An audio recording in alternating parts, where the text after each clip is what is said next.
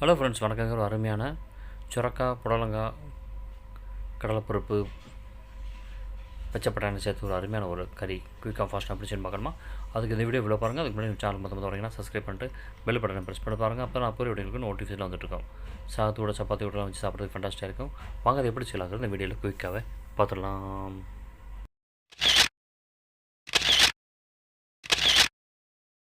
அதுக்கு என்ன பண்ணுறீங்கன்னா, ஒரு கடாயில் 2-3 டேபிள் எண்ணெய் சேர்த்துங்க. எண்ணெய் சேர்த்து ஹீட் ஆனதும் கடுகு உளுந்து பருப்பு சேர்த்து நல்லா பொரிய விடுங்க. கூடவே வெந்தயம் 1/2 டீஸ்பூனு, ஜீரகம் 1/2 டீஸ்பூன் சேர்த்து நல்லா பொரிய விடுங்க. அது நல்லா பொரிஞ்சு வந்ததும் ஒரு பெரிய வெங்காயத்தை நீளமாக்கில் வெட்டி கட் பண்ணி சேர்த்துக்குங்க.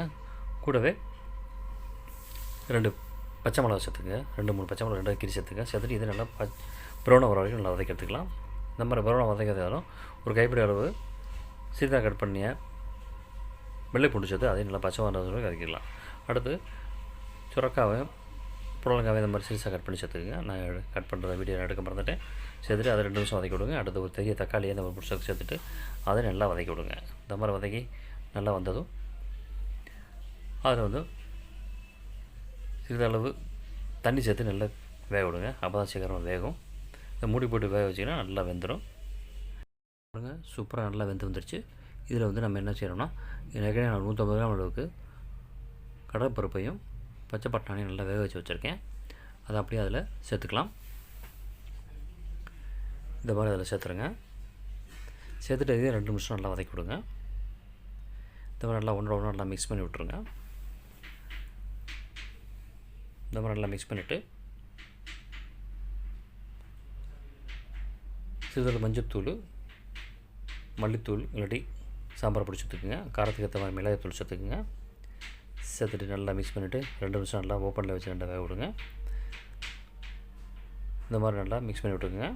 அடுத்து இதுக்கு தேவையான அளவு உப்பு சேர்த்துக்குங்க. உப்பும் சேர்த்துட்டு நல்லா மிக்ஸ் பண்ணி விடுங்க. ஒன்றோட ஒன்று நல்லா இடத்துல பரம்பரை நல்லா மிக்ஸ் பண்ணி விட்ருங்க.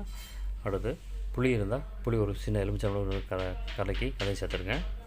சேர்த்துட்டு நல்லா வேக விடுங்க. மூடி போட்டு 2-6 நிமிஷம் நல்லா கொதிக்க விடுவோம். பாருங்கள், நல்லா எண்ணெயெல்லாம் பிரிஞ்சு சூப்பராக கமகமான மனம் வந்துடுச்சு. அவ்வளோதாங்க, சூப்பராக ரெடி ஆகிடுச்சுங்க.